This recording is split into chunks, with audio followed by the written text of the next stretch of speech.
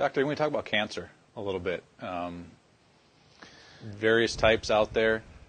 What are some of the things that you've seen in terms of your patients, and what some of the things that you've been able to do?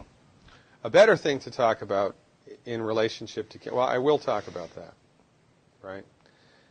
A better thing to talk about, however, is the relationship between profits and cancer in the United States. There was a study that was published, I believe it was in 1994.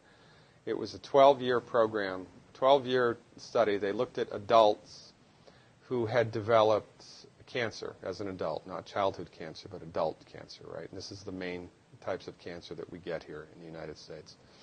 They did a meta-analysis of these people all around the world who developed cancer as adults for 12 years and were treated with chemo.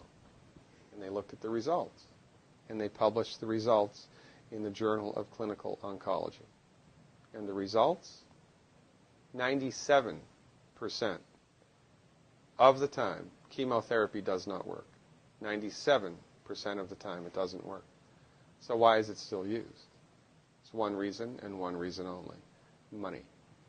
If you go to a medical doctor, an MD, with a sinus infection, and that doctor prescribes an antibiotic, he gets no financial kickback. Now, if he prescribes 5,000, of that antibiotic in 1 month, the drug company that makes it might send him to Cancun for a conference, right? Mm-hmm. But he gets no direct remuneration. It's not with chemotherapeutic drugs. It's different.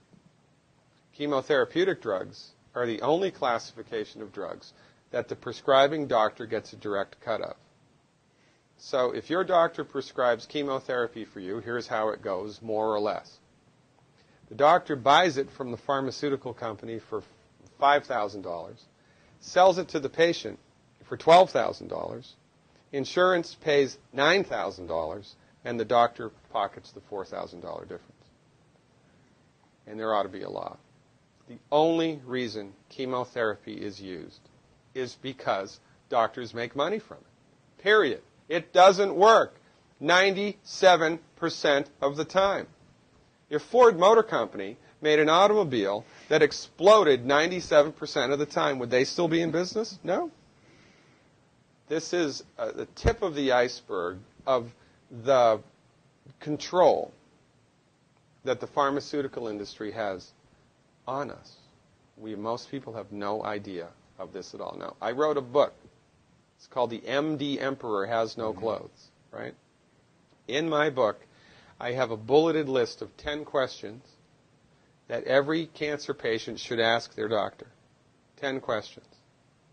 I've had patients kicked out, literally, kicked out of the oncologist's office because the doctor was PO'd that the patient was asking him these questions. And these are just common sense questions. Cancer treatment in the United States, we have lost the war on cancer. We have lost the war on cancer. Why? Because cancer is not a reductionistic phenomenon. Cancer is a holistic phenomenon.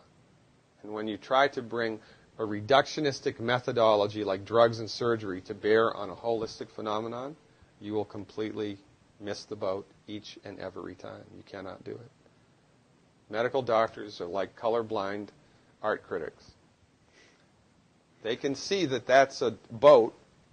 They can see the black and white outline, but they're completely blind to all of the colors and textures that make up the substance of the thing.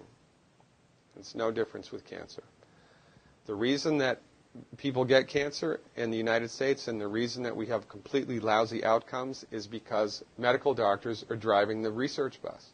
When women get together and do a 5K run for breast cancer, all of that money, do you think any of that money goes to nutritional research? Do you think any of that money goes to homeopathic research or acupuncture or traditional Chinese medicine or naturopathic research? No.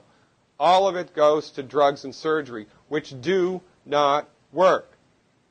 Now, why aren't those women running for selenium? If every girl in this country took 200 micrograms of selenium, in one generation we'd eliminate breast cancer by 82%. That's a big number. Why aren't we doing that? Because medicine in the United States is a for-profit industry, and most people are completely unaware of this, And most people bow down to the altar of MD-directed high-tech medicine at their own demise.